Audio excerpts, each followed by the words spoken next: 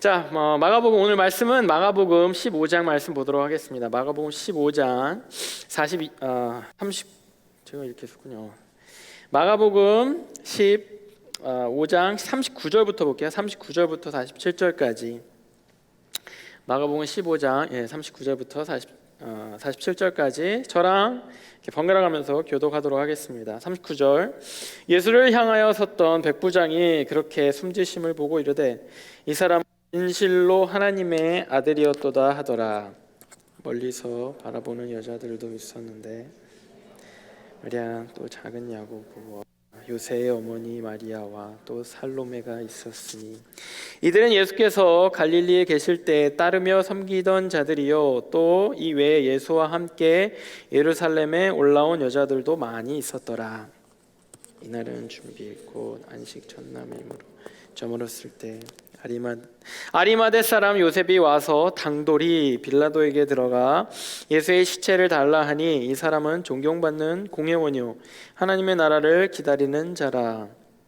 빌라도는 예수께서 벌써 죽었을까 하고 백부장을 불러 죽은 자가 오래냐 묻고 백부장에게 알아본 후에 요셉에게 시체를 내주는지라.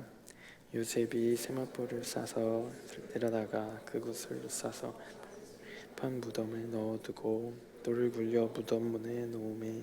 같이 읽겠습니다. 막달라 마리아와 요새의 어머니 마리아가 예수 둔 곳을 보더라. 아멘. 여러분들 다 전화기 갖고 계시죠? 그리고 죄송합니다. 컴퓨터, 랩탑도 거의 갖고 계시죠? 그리고 태블릿도 꽤 많이 갖고 계시죠? 언제 여러분들 이거 이런 거 이렇게 교환? 이렇게 업그레이드 하십니까? 새 것을 사십니까? 전화기 같은 게 저는 이제 딴 거는 좀 이렇게 태블릿은 없고 뭐 이렇게 다른 거는 좀 그런데 전화기는 꽤 자주 바꾼 것 같아요. 2년마다 아마 거의 꼬박꼬박 바꾸는 것 같습니다. 우리가 뭔가를 바꿀 때 이런 전자제품, 뭐 컴퓨터나 뭐 태블릿, 노트북, 전화기를 바꿀 때 왜 바꾸게 됩니까? 사실은 이제 뭔가 가전제품이나 이런 거를 우리가 바꿀 때는 고장 나거나, 그죠? 뭐 하다가 잘 됐는데 이게 이제 더 이상 안 돼, 더 이상 작동을 안 해, 뭐 이렇게 고장 날 때 뭐 랩탑이나 이런 것들이 배터리가 이제 배터리가 금방 나가, 금방 죽어라든가 너무 느려졌어 라든가 뭐 액정이 막 금이 가고 막 다 깨졌어 라든가 뭐 이럴 때 바꾸기도 하고, 보통은 이제 그 어떤 우리가 쓰는 제품들에 있어서 기능들이 있잖아요. 그 기능들이 다 하면 이제 바꾸는 게 보통이죠. 그래서 이게 뭐 깨져서 더 이상 화면이 안 보여, 기능을 다 한 거죠. 컴퓨터가 나는 굉장히 빠른 스피드를 요구하는데 이게 더 이상 안 돼. 협곡에서 내가 맨날 이렇게 나 때문에 렉이 걸려. 뭐 이러면 바꾸는 거 아닙니까? 그리고 뭐 제가 뭐 이렇게 전화기를 하도 오래 써가지고 이제는 막 너무 전화도 잘 안 되고 그럴 때 좀 바꾸게 되고. 제가 전화기를 2년마다 바꾸는 건 좀 약간 저의 사치인 것 같아요. 기능이 다 하지 않아도 왠지 기능이 다 한 거를 막 찾아내요. 2년쯤 되면 이게 뭐가 좀 느려진 것 같아. 이게 좀 뭐 와이파이를 잘 못 잡는 것 같아. 이거 좀 이렇게 내비를, 제가 이 전화기를 바꾸기 직전에는 내비가 이렇게 가끔씩 잘 안 됐어요. 내비가 잘 안 되는 것 같아. 제대로 잘 보지도 않으면서 내비가 막 잘 안 되는 것 같아. 어떤 기능에 좀 안 되는 부분을 막 찾아내가지고 이제 바꿀 때가 됐어라고 정당화시키면서 이렇게 바꾸곤 합니다. 상대적으로 요즘은 더 시간이 가고 전자제품이나 이러한 기기들 더 발전되고 막 좋아지면서 오히려 이런 제품들을 바꾸는 시기가 더 빨라지지 않았나? 더 짧게 신제품이 막 계속 나오니까 뭐 1년만 지나도 뭐 신제품이 나오고 뭐 2년 지나면 뭐 이제 더 기술이 막 발전하고 막 눈 깜짝할 새. 그러니까 더 이 제품을 바꾸는 속도가 빨라지는 거죠. 이것이 완전히 고물 망가지고 막 이렇게 되기 전에. 그래서 뭐가 있습니까? 리턴하고 새로운 것을 받는 그런 전화기, 특히나 그런 것들 있죠. 쓰던 거를 리턴하면은 리베이트 같은 거 이렇게 크레딧을 줘서 새로운 걸 사기에 더 도움을 줄 수 있는, 완전히 기능이 다 하지 않아도 새로운 기능을 누려라, 새로운 기능을 써라, 새로운 신기술을 써라, 이렇게 이 소비 사회가 우리에게 막 요구하고 우리를 꼬시고 있는 거죠. 이런 거 보면서 저도 이렇게 보면서 약간 우리가 살면서 이 사회를 살아가는, 제가 청년들하고 특히 얘기하거나 특히 직장인들하고 얘기할 때 그런 느낌을 더 많이 받는데요. 우리가 이런 제품들뿐만 아니라 세상을 살면서, 사회를 살면서, 특히 직장 생활을 하면서 우리가 직장을 생각할 때, 직장에서 우리를 생각할 때도 또한 어떤 이런 기능적인 부분을 좀 생각하면서 서로 계약을 맺고 서로 일을 하지 않나. 그런 이야기를 들어보셨는지 모르겠습니다. 직장은 그냥 직장이야. 직장은 그냥 돈 버는 곳이야. 직장은 딱 거기까지야.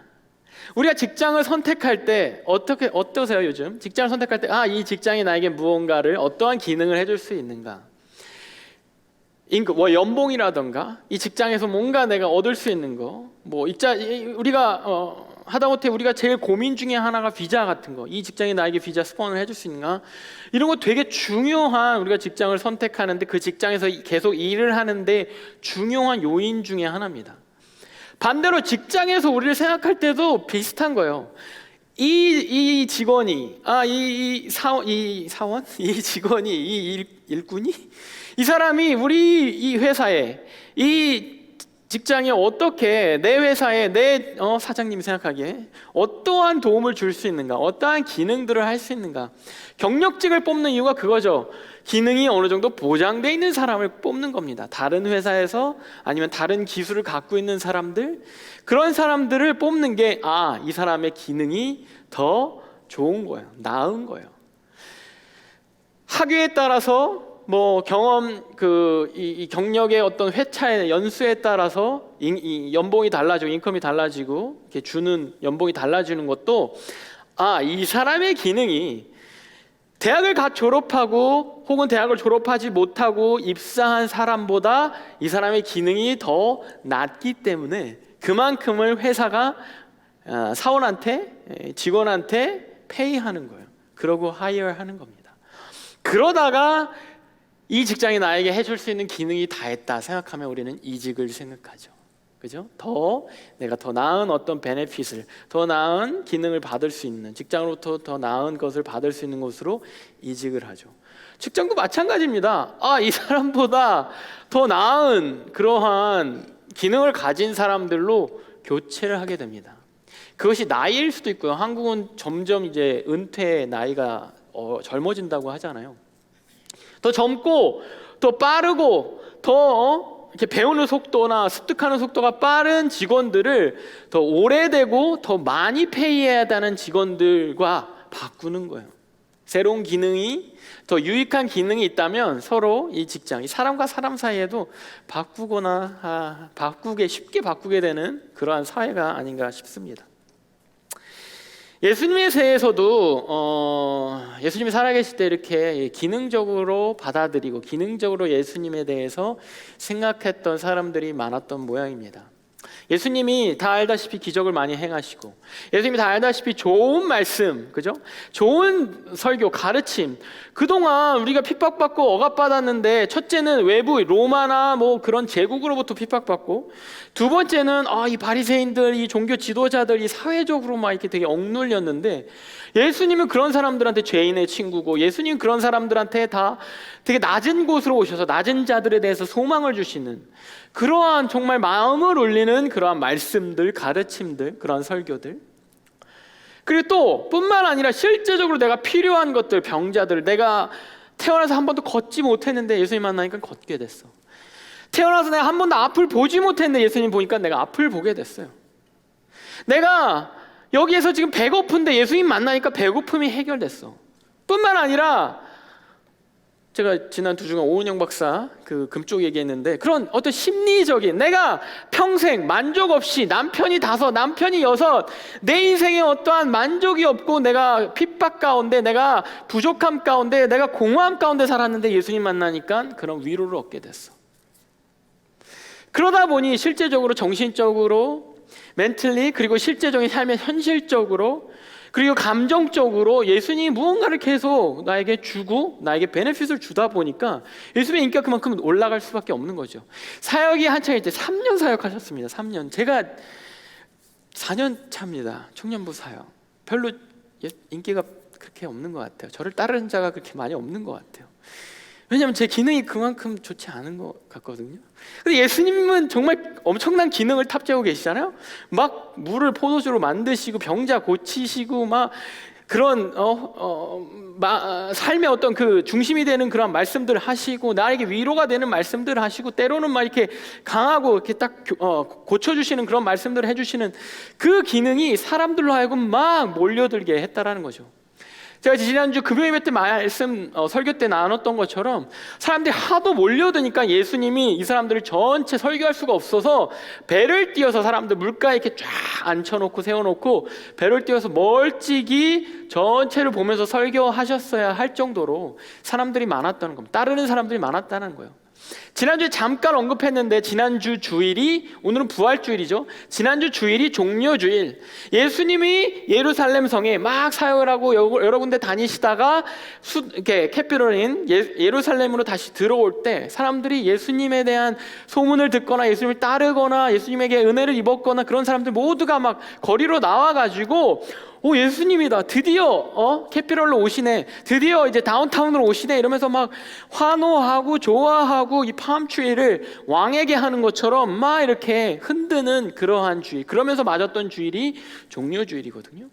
그만큼 예수님의 그 인기는 계속해서 올라가서 죽기 직전까지 가장 피크를 치셨던, 그 예수님의 기능이 가장 빛을 발하고 사람들이 그 기능에 환호했던 그러한 예수님의 삶.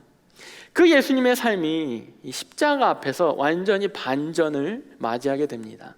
그렇게 따랐던 사람들이요, 그렇게 예수님을 환호했던 사람들이 막 그 팜추리를 왕하게 흔들어야 하는 그 팜추리를, 그 종려나무 가지를 흔들었던 그 사람들이 이제는 예수님에 대해서 실망하고 심지어 저주하기까지 합니다. 마가복음, 오늘 봤던 마가복음 본문보다 조금 앞에 15장 29절과 30절 이런 말씀이 있습니다. 지나가는 자들은 자기 머리를 흔들며 예수를 모욕하여 이르되 아하, 성전을 헐고 사흘에 짓는다는 자여, 네가 너를 구원하여 십자가에서 내려오라 하고. 예수님의 재판이 열렸어요. 예수님이 내가 메시아야, 내가 구세주야, 내가 하나님이야 라고 말하는 그것을 꼬투리 잡아서 이 사람 신성모독이야, 이자가 신성모독했어 하면 십자가에 못 박자라고 하는 종교 지도자들의 어떤 선동에 따라서 그렇게 예수님을 따라다녔던, 그렇게 예수님에게 환호했던 사람들이 다 동조해서 예수님 못 박으라고, 예수님 못 박으라고 이렇게 말을 하는 거예요.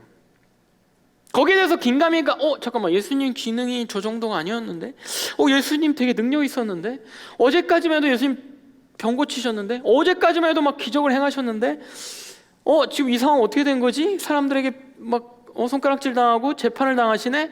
거기서 끝나는 게 십자가에 달리시네? 저렇게 무기력하게 죽어가시네? 이걸 보는 사람들이 어제까지의 그 기적과 나에게 했었던 그런 많은 베네핏에서 취했던, 예수님을 흠모하고 예수님에게 열광했던 그 사람들이 잠깐, 그게 가짜였나? 지금 왜 이렇게 초라하게 저렇게 그냥 매달려 계시지? 그 사람들이 고개를 흔들면서 시간이 지날수록 아하, 이 예루살렘 성전을 다 허물고 다시 짓는다는 말씀을 하셨던 그 사람, 아하, 종교 개혁을 일으키셨던 그 사람, 아하, 이 세상을 바꾸신다는 그 존재, 그 사람, 나를 살리시고 누군가를 살리고 누군가를 죽은 자 가운데서 살리시고 누군가 병을 고치셨던 그 사람이 내려오면 되잖아. 지금 저 억울한 저 상황에서 그냥 내려오면 되잖아. 왜 못 내려오지? 여기에 대해서 가졌던 의문이 이제는 속았구나, 아무것도 아니었구나, 내가 잘못 봤구나, 내가 괜한 기대를 했구나, 내가 괜한 흥분을 했구나, 괜한 믿음을 가졌구나, 괜한 소망을 가졌구나 라고 하면서 머리를 절레절레 흔들고 그냥 비난한 겁니다. 굉장히 비아냥거리는 그러한 뉘앙스인 거야. 아하하, 내려오지, 남들 다 살렸는데 자기도 살려보지. 이런 멘트로 이 사람들이 그렇게 예수님을, 죽어가는 예수님을 바라보고 있었던 거죠. 제자들 어땠습니까? 도망갔죠.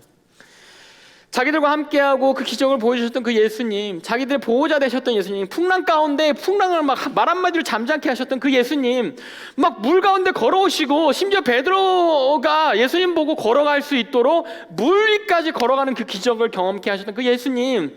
그런데 막상 이 위기 가운데 예수님 아무것도 안 하니까 나 지켜주실 줄 알았는데 로마 군까지는 아니구나. 로마 제국까지는 아니구나. 예수님의 능력이, 기능이 이 정도까지는 아니구나. 여기 나를 보호해 줄 정도는 아니구나. 내 목숨을 보호해 주실 정도는 아니구나 라면서 다 흩어지고 도망간 겁니다. 그 두려움이 내 목숨 내가 지켜야지라는 그 두려움이 베드로로 하여금 나 저 사람 몰라. 이거 강단에서 담았으면 진짜 속이 시원했을 텐데. 예수님에 대해서 욕하면서 나 몰라. 나 몰라. 이렇게 수제자였던 베드로로 하여금 욕하면서 저주하게 만든 거죠. 예수님의 기능이, 예수님 고장났구나. 예수님의 액정이 깨졌구나. 예수님은 배터리가 이제 다 됐구나. 예수님 기능이 여기까지구나.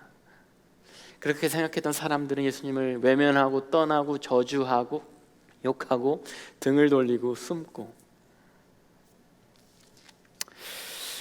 그런데 많은 대부분의 사람들이 그런 와중에 예수님을 기능적으로 대하는 그 수많은 무리들 사이에서 예수님을 기능적으로만 대하지 않았던 사람들이 오늘 본문 가운데 나옵니다. 첫 번째는요, 우리는 그 사람들을 오늘 보기 원하는데요. 첫 번째는요, 아리마대의 요셉이라는 사람입니다. 본문 42절 43절에 이렇게 나와 있습니다. 이날은 준비일 곧 안식일 전날이므로 날이 저물었을 때에 아리마대 사람 요셉이 와서 당돌이 빌라도에게 들어가 예수의 시체를 달라 하니 이 사람은 존경받는 공회원이요 하나님 나라를 기다리는 자라. 자, 장례를 위해서 아리마대 사람이, 예수님 죽었어요. 십자가에 죽었어요. 예수님 약간 이제 시체 덩어리입니다. 그죠? 예수님 죽었어요. 어제까지만 해도, 방금 전까지만 해도 기적을 행했다고 해도 지금은 죽은 시체 덩어리예요. 그 시체 덩어리 앞에서 사람들 다 집에 갔죠. 속았다. 괜히 따라다녔어. 괜히 기대했어. 내가 저럴 줄 알았어 라면서 다 돌아갔죠.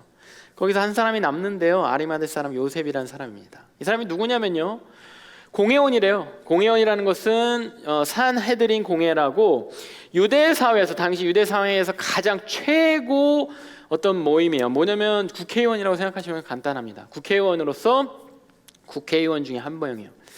그 국회의원 중에 한 명으로서 사람들한테 존경받았대요. 여기서 존경은 글쎄 인격적으로 존경이라고 할 수도 있고 유력하다는 뜻이에요. 그냥 사람들이 높은 사람 이렇게. 그래서 높은 사람인 거예요. 국회의원인 겁니다. 그 사회에서 가장 최고의 어떤 입법부, 최고의 어떤 결정권을 가지고 있는 그런 사람이에요. 그런 거의 일원입니다. 그런데 이 사람이 있었던 산헤드린 공회는 어떤 공회냐면 마태복음 26장 57절 59절에 이런 내용이 있어요. 예수를 잡은 자들이 그를 끌고 대제사장 가야바에게로 가니 거기 서기관들과 장로들이 모여 있더라. 59절 대제사장들과 온 공회가 예수를 죽이려고 그를 칠 거짓 증거를 찾으며, 여기에서 온 공회가 이 요셉이 있었던, 아리마대 요셉이 있었던 공회입니다. 뭐냐면 예수를 죽이려고 회의해서 결정해서 지금 이 재판에 넘기는 그 공회가 이 산헤드린 공회예요. 여기에 일원이었어요, 아리마대 요셉은. 물론 이 공회에서 이 일원으로서 여기에 얼마만큼 인볼브하고 얼마만큼 이 거짓 증거를 찾고 이 작당을 하는데 일조를 했는지 모르겠으나 아마 그러지 않았을 가능성이 큽니다. 왜냐하면 마태복음 27장 57절에 이런 내용이 있어요. 저물었을 때 아리마대의 부자 요셉이라고 하는 사람이 왔으니 그도 예수의 제자라. 그러니까 예수님하고 관계도 있고 예수님을 따랐던, 제자라고 불릴 정도로 예수님의 가르침을 들었던 사람이에요. 이따가 저 구절 다시 볼 텐데, 어쨌든 이미 예수님이 살아계실 때, 활동하실 때, 사역하실 때 예수님에 대해서 호의를 갖고 뿐만 아니라 예수님의 가르침에 대해서 그 가르침을 듣고 귀하게 생각했던 제자라고 불려졌을 만큼, 예수님의 다른 제자들로부터 저 사람 제자, 저 사람도 또 제자야 라고 불렸을 만큼 그 예수님하고 관계가 있었던 사람인데, 어쨌든 이 사람이 속해 있던 사내들인 공회가, 이 국회가 예수님을 이제 잡아 넣으려고 죽이려고 작당 회의할 때도 이론이었겠죠. 거기서는 아직 그렇게 전면적으로 나설 정도는 아니었던 모양입니다. 분위기 때문에 그랬는지. 그런데 어쨌든 이론이잖아요. 어쨌든 사회적으로 보는 눈이 많고 어쨌든 사회적으로 영향력이 있는 사람이에요. 그 사람이요, 끝까지 예수님이 죽은 데 있어서, 사내들인 공회가 예수님 죽을 때 뭐 했겠습니까? 여러분들 저 신성 모독하는 저 사람 보십시오. 저렇게 여러분 죽어갑니다. 여러분들 속은 거예요 라고 하면서 다시는 이런 일이 없어야 합니다 막 이러면서 막 계속해서 저주하고 막 그랬겠죠. 그 무리가 떠났어요. 다 갔어요. 이제 그러고 이 사람만 남은 거예요. 남아서 그 시체를 이 사람이 수습한 거예요. 당돌이 빌라도에게 말했다고 표현되어 있는데, 당돌이 말했다는 것은 뭐 되게 당돌이 당차게 예수님 시체 주세요라고 당차게 말했다는 그런 게 아니라 목숨 걸고 말했다는 거예요. 이 로마의 총독한테, 총독이 시체 왜 달라 그래? 너 뭐야? 하면서 그냥 너 감히 이러면서 감히 뭘 달라 그래? 하면서 이렇게 그냥 우리 법으로, 로마 법으로 사용한 사람에 대해서 네가 거기에 대해서 무슨 감히 이러면서 어떻게 대해도 상관이 없는 거예요. 목숨 걸고 얘기한 거예요. 자, 사람들이 다 볼 거예요. 저 사람 저기 왜 남아있지? 저 사람 그 사람인데? 국회의원 요셉인데? 왜 남아있지? 거기에 대해서 끝까지 남아서 그 시체를 달라. 저 사람 저 시체를 왜 가져가? 저 사람 저 시체를 왜 수습해? 저 공회가, 저 사람이 함께 속해 있던 그 당이, 그 국회가 저 사람 예수를 저렇게 처형했는데, 예수에 대해서 잘 클리어했는데, 사건 케이스 종료했는데 왜 저걸 케어하지? 사람들의 눈길, 사람들의 그러한 이목이 있었고, 로마에 대해서는 목숨을 걸고 그 일을 했다라는 겁니다. 예수님의 시체를 그 끝까지 남아서 챙기고 끌어안은 거예요. 왜냐면요, 이 사람에 대해서 아까 어떻게 표현되냐면 43절에 존경 많은 공회원이요 하나님의 나라를 기다리는 자라. 하나님의 나라를 기다렸던 자예요. 하나님의 나라에 대해서 진지하게 생각했던 자예요. 이 사내들인 공회는 의회처럼, 국회처럼 약간 자기들의 권력, 자기들의 어떤 사회 질서 안에서 자기들의 어떤 위치, 이런 것들에 대해서 더 집중했던, 우리나라 국회였나? 하여튼 그런 집중했던 그러한 사람들의 모임인데, 여기에 대해서 유일하게 하나님의 나라가 반드시 올 건데, 하나님에 대해서 유일하게 더 진지하게 생각하고 진실되게 생각했던 사람이 이 요셉이었다는 거예요. 그렇기 때문에 예수님이 하나님의 나라를 말씀하셨을 때, 예수님이 구원에 대해서 말씀하셨을 때 그걸 귀담아 들었는지도 모르겠습니다. 그렇기 때문에 아까 봤던 것처럼 예수님의 제자가 된 거예요.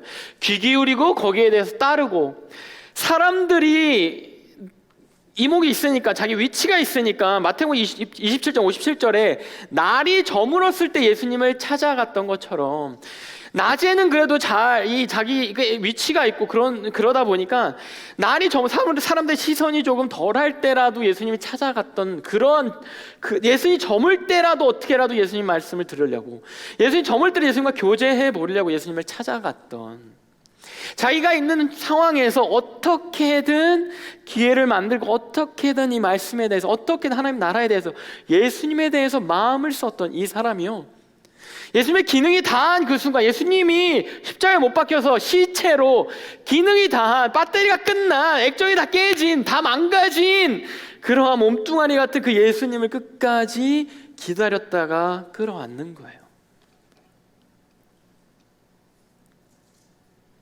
그리고 거기서 끝나는 것이 아닙니다.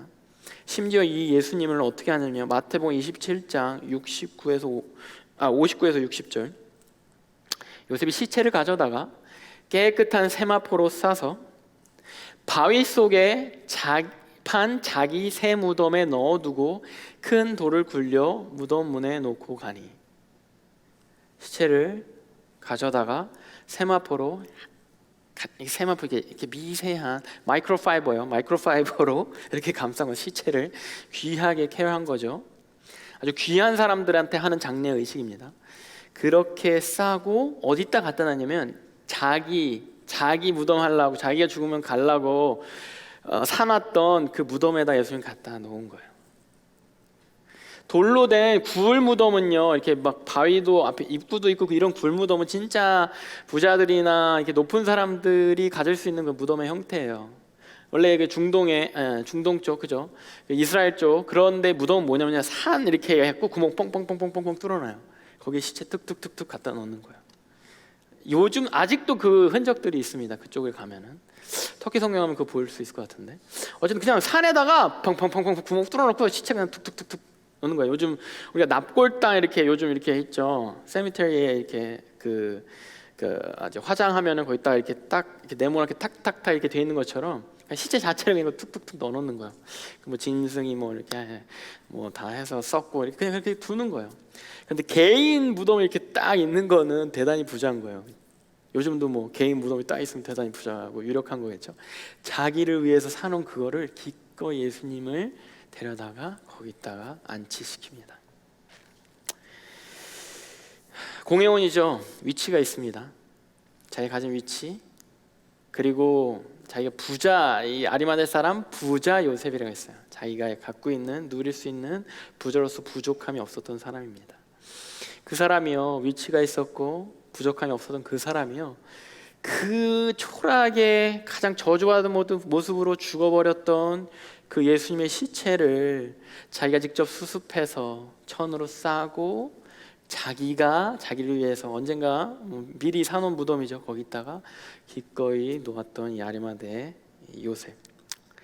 이 모습은요, 예수님의 기능에 대해서 기대했다가 실망했던 모습이 아니라, 사람들이 기능에 대해서 어떻게 은혜를 입을 때는 좋아하고 열광하다가 그것이 떠나가고 그것이 끊어지고 그것이 더 이상 기대할 것이 없어서 그냥 저주하고 떠났던, 행여나 엮이면 자기한테 불이익이 올까봐 심지어 저주하고 떠났던 제자들과는 다른, 예수님 자체에 대해서 시선을 의식하지 않고, 예수님 자체에 대해서 자기가 갖고 있는 것을 기꺼이 페이하면서, 예수님 자체에 대해서 목숨 걸고 시체 달라고 유대 총독이 그 당시에 그날에 영광스러운 또 찬양이 흘러나오네요. 예수님에 대해서 그렇게 자기가 가진 것을 페이하고 자기의 목숨까지도 걸 줄 알았던, 당돌이 걸 줄 알았던 이 아리마대 사람 요셉은요, 존재 자체를, 기능이 아닌 존재 자체를 사랑하고 존경한 이런 모습이 아니었나 싶습니다. 두 번째는요, 여인들입니다. 예수님이 따랐던 여인들이 있습니다. 많은 사람들, 많은 제자들이 있었는데 다 제자들이라는 그 표현이면 다 남자들이요, 대부분. 사회적으로 여자들은 비주류입니다. 취약계층이에요. 이 여인들이요, 예수님의 십자가를, 예수님이 달려 돌아가신 십자가를요, 끝까지 도망가지 않고 지켜봐요. 본문 40절에 이런 말씀이 있습니다. 멀리서 바라보는 여자들도 있었는데 그 중에 막달라 마리아와 또 작은 야고보와 요새 어머니 마리아와 또 살로메가 있었으니, 이들이요, 제자들은 다 도망갔는데, 남자들은 다 도망갔는데, 그래서 가장 십자가의 그 가까운 발치에서 끝까지 안 도망가고 바라보고 있는 거예요. 그 시체를 끝까지 눈여겨보며 지킵니다. 본문 47절에 막달라 마리아와 요새 어머니 마리아가 예수 둔 곳을 보더라. 예수가 어디로 가나 이렇게 보는 거예요. 예수를 어디다 두나 이러고 끝까지 추적하는 겁니다. 죽었잖아요, 시체잖아요, 끝났잖아요. 그게 아니라 어디로 가지? 어디로 가져가지? 저 사람이 저거 어디로 가져가지? 저 요셉이란 사람이 그래도 챙겨주시네. 이 비주류이기 때문에 앞에 감히 나설 수가 없는 거예요. 그리고 사내들인 공회원이잖아요. 되게 높은 사람이고 이 사람이 하는 거에 대해서 감히 인터빈 할 수가 없어요. 이렇게 들어갈 수가 없어요. 그냥 계속 그냥 지켜보고 있는 거예요. 지켜볼 뿐입니다. 왜냐면요, 마가복음 16장 1절에, 오늘 본문 바로 다음 절 1절에 어떤 내용이 나오냐면, 안식일이 지남에 막달라 마리아와 야고보의 어머니 마리아와 또 살로메가 가서 예수께 바르기 위해 향품을 사다 두었다가, 딱 어디다 두는지 잘 보고 있다가 자기들이 갈 수 있는 그 시간에, 안식일 지나고 자기들이 뭐 하려고 그러면 가서 향품으로 이 시체를 깨끗이 씻으려고, 향품으로 이 시체를 이렇게 관리하려고. 이 향품이 뭐냐면요, 이 시체를 썩지 않게, 그리고 시체 냄새, 여러분 시체 냄새 맡아봤습니까? 예전에 한번 얘기했는데 시체 냄새, 제가 탄자니아 선교 갔을 때 아프리카에서 시체 냄새 맡아봤어요. 선교팀으로 갔는데 제가 이삭 간사님처럼 촬영하는 사람이었거든요. 그때 청년 때 막 촬영하고 있는데 선교사님이 여기에 장례가 났다고, 이 마을에 장례가 났다고, 아프리카 사람들이잖아. 장례가 나서 그것도 한번 촬영해 보라고. 그래갖고 네 이러면서 약간 등 떠밀려서 이렇게 장례하는 데로 갔어요. 근데 막 그 사람들이 굉장히 이렇게 이방인에게 굉장히 환영하고 이방인을 되게 리스펙하나 봐요. 자꾸 앞으로 저를 인도해요. 제가 카메라 갖고 자꾸 앞으로, 마을 사람들 막 모여 있고 진짜 바글바글 모여 있고 막 여자들 진짜 울고 있고 되게 전통적인 그런 모습이에요. 막 앞으로 인도해요. 오케이 그러면서 집 안으로 막 자꾸 들어가요. 죽은 사람, 제가 화면에서 빠졌는데 죽은 사람의 집에서 그냥 그대로 장례 드리는 거예요. 죽은 그 채로 집 안으로 들어갔어요. 막 밀리고 밀려서 진짜 죽은 사람 그 앞에 제가 이렇게 딱 갔어요. 이렇게 카메라 들고 시체 앞에 저랑 있는 거예요. 그리고 시체를 이제 사람들이 이렇게 막 울면서 막 난리도 아니에요. 그러면서 한 사람이 닦고 있어요. 시체 썩는 냄새가 되게 이건 뭐 굳이 안 맡아봐도 이렇게 노릿해요. 막 뭐 오징어 썩는 냄새, 오징어 썩는 냄새 맡아봤는지 모르겠는데 그런 이렇게 미묘한 냄새가 있고, 집은 어두컴컴하죠. 다 아프리칸들, 흑인들이죠. 어둡죠. 저 혼자 제일 하얗죠. 뭐 이런 상태에서 굉장히 어두운데 막 사람들이 막 있다가 갑자기 무슨 의식이 있는지 또 우르르 또 나가요. 이 나가야 되나? 근데 나랑 시체랑 막 둘만 있어. 나가다가 또 이렇게 우르르 또 밀려 들어와요. 어쨌든 그 시체랑 막 가까이 있는 그 느낌 정말 싫습니다. 근데 이거를 닦아? 여기에 손을 대? 이 냄새나 이런 것들을 위해서 귀한 사람들에게 향수 같은 향품을 이렇게 뿌리는 거예요. 막 온몸을 덮어서 깨끗하게. 냄새와 함께 이것을 쉽게 썩지 않게 만드는 그러한 역할을 하는 그런 향품입니다. 특권층이나 부유한 귀족이 바르는 그런 향품을 이 여인들이 산 거예요. 이 여인들이 얼마나 뭐 돈이 있겠습니까? 비주류인데. 옛날 예수님 태어나서 동방박사들이 왕인 줄 알고 바쳤던 그 향품 중에 뭐냐, 그것이 그 대표적인 거예요. 그 물품, 왕에게 바치는 겁니다. 이것이 요한복음 19장 39절에는요 그 양이 대충 나왔는데, 일찍이 예수께 밤에 찾아왔던 니고데모도 모략과 침향 섞은 것을 100리트라쯤 가지고 온 자라. 예수님 몸을 사람 몸을 다 덮으려면 100리트라쯤 드는 거예요. 이게 한 70파운드가 드는 거야. 70파운드의 이 향수인 거예요. 상상, 뭐 여러분들 요즘 향수 뭐 3아운스에 뭐 100불, 200불 막 이렇게 하죠. 그런 게 70파운드, 그 정도가 돼야 이 사람을 다 감쌀 수 있는 거예요. 그걸 이 여자들이 준비한 거예요. 여러분들 생각나십니까? 막달라 마리아가 예수님 발에 이 똑같은 향료를 부었어요. 깨트려서 자기가 평생 모은 향료를 부었어요. 그 향료를 부으니까 사람들이 난리가 났어요. 아니 저거를 팔아가지고 가난한 사람도 없지, 저 비싼 거를, 이러면서 부었던 그 향료의 양이 얼마인 줄 알아요? 1파운드예요. 1파운드. 근데 지금 예수님 하려면 70파운드.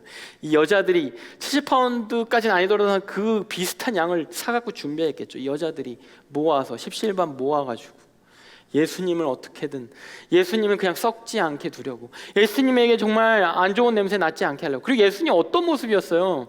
죽기 직전까지 예수님 채찍에, 고난에, 우리 맨날 고난주간마다 보는 그 영상, 그 예수님 막 찢기고 막 터지고 막 피에 상처에 그 모습이잖아요. 그대로 둘 수 없어서, 그렇게 비참한 모습 둘 수 없어서 그 온몸을 향신료로, 온몸을 향기로 감싸고자 이 여인들이 가진 재산 다 모았을 거 아니에요.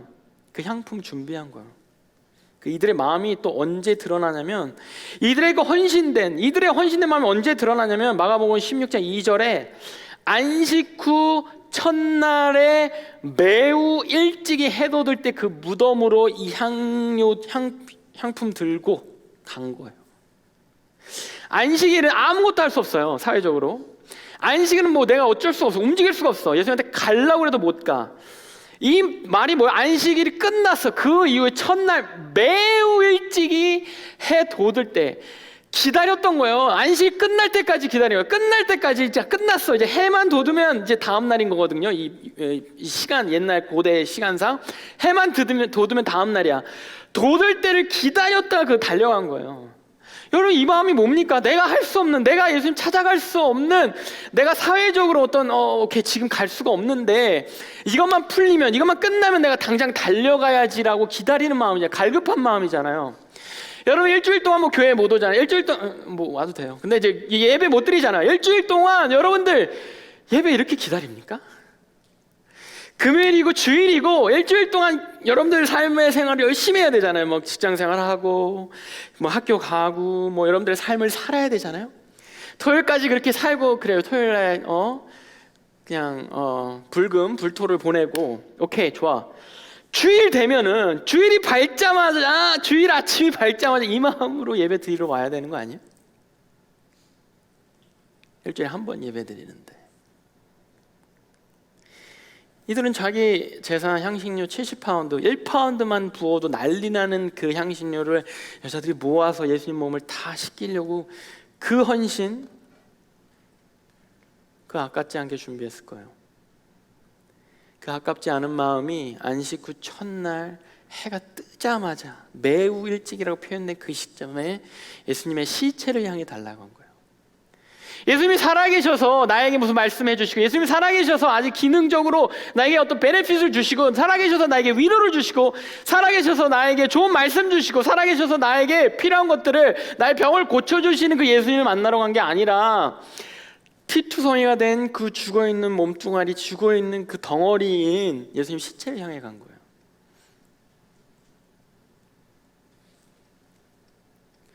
우리는 어쩌면 예수님의 기능을 바라면서도 이런 정도로 예수님을 찾아오지 않지 않습니까? 기도 제목 있죠, 여러분들? 요즘 기도하는 기도 제목들 있잖아요. 내 삶의 필요들 있잖아요. 전사님 이런 거 했으면 좋겠어요.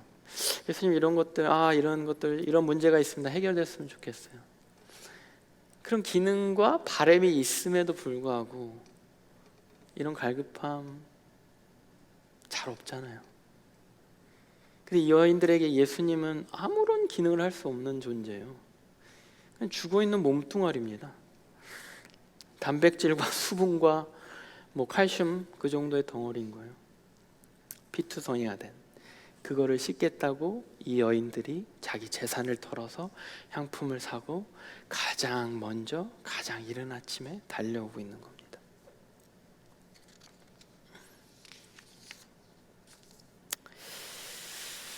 아리마대 요셉과 여인들은요, 예수님의 시체를 직접 거두고 지켰던 사람입니다. 이들은 이 땅에서 그 기능을 다한 예수님, 부활하실 거에 대해서 제자들은 뭐 힌트라도, 가까이 있었던 12제자들은 maybe 힌트를 얻었을지도 모르는데 이들에겐 그런 개념이 있었다고 생각되어지지 않아요. 부활할 걸 기대했다고도 생각되지 않아요. 그럼에도 예수님의 기능이 다한 그 순간까지 예수님이라는 존재를 끝까지 사랑하고 끝까지 지켰던 사람들, 자신이 갖고 있던 지위, 명예, 돈, 목숨, 마음, 그것을 아끼지 않고 예수님이라는 존재를 위해 쓰는 것, 그것을 주저하지 않았던 사람들이 아니었나 싶습니다. 기꺼이 자기가 갖고 있는 것들에 대해서 가치를 지불할 줄 아는 사람이 됐어요. 내가 사놓은 무덤, 아무나 살 수 없는 그 무덤, 내 재산을 다 부어야 살 수 있는 그 향품, 이 사회의 시선, 사내들인 공회에서 쫓겨났을 가능성이 크죠. 아리마대 요셉은 아니 그 예수 시체를 네가 그걸 걷어가? 네가 그것을 세마포로 감싸? 제가 갖고 있는 어떠한 지위도 박탈당했을지 모르죠.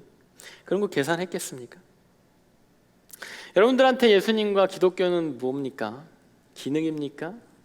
예수님과 기독교에 대해서 여러분들은 어떻게 생각하고 있습니까? 존재적으로 그 자체, 예수님 자체를 사랑하십니까? 여러분들에게 이 예수님과 기독교가 기능적으로 도움을 주지 못한다고 해도 계속 그 옆을 지키겠습니까? 심지어 여러분들에게 중요하다고 생각하는 것들까지도 걸 준비가 되어 있겠습니까? 매년 부활절 예배 때 우리 듣는 말이죠. 2000년 전 예수님이 예루살렘에서 부활하셨습니다. 십자가에서 돌아가시고 무덤에 있지 않으시고 부활하셨습니다. 라는 그러한 멘트를 듣고 Happy Easter, 그죠? Happy Easter라는 그런 멘트. 이게 부활절의 클리셰입니다, 그죠? 이게 여러분들한테 어떤 감흥을 줍니까? 이게 여러분한테 어떠한 해피네스를 줍니까? 2000년 전에 우리나라도 아니고 저 멀리 있는 예루살렘의 어떠한 성인이 죽었다가 살아난 정도? 한국 사람들이 우리에게 현대를 살아가며 신앙생활을 하는 우리들에게 어느 정도 감흥이 있을지. 2000년 후에 미국을 사는 우리에게 나에게 별로 감흥이 없을지도 모르겠습니다. 이 꽃이 그냥 그날이구나, 부활절이구나, 꽃이 이렇게 또 있구나, 새로운 뭐 이렇게 십자가 저런 스태츄가 저렇게 있구나. 누군가에게 부활은 나에게 어떤 기능을 하나님이 해줄 수 있을까? 부활하신 예수님이 또 앞으로 내가 사는 이 삶 가운데 어떤 기능을 해줄 수 있을까에 대한 또 관심을 한 번 더 갖게 되는, 기억하게 되는 그런 부활절일지 모릅니다. 또 누군가에게 부활절은요, 그런 예수님의 기능이 내 삶에 없어도, 나에게 뭔가를 해주신 거 뭐 그런 거 없어도 예수님이 부활하셨다는 그 자체, 예수님이 그냥 죽음으로서 끝이 아니라는 것 자체, 설령 여기까지 가면 좀 위험한가? 설령 죽음으로 끝났다고 해도 그것을 정말 그 예수님 자체를 사랑하는 그 마음으로 맞이하는 그 부활절. 예수님 부활하셨습니다, 그죠? 그 부활하셨으니까 더하죠, 그 마음의 기쁨이. 그것이 더한 부활절이 아닌가 싶습니다. 내가 그렇게 곁을 지키고 곁을 지킬 거인 그 존재가 살아나는 그 기쁨의 감격이 살아있는, 감격이 다시 한번 느껴지는, 그 예수님 다시 한번 찬양하고 싶어지는 그런 부활절일지 모르겠습니다. 지난 고난주간에 매일 집회가 있었죠, 그죠?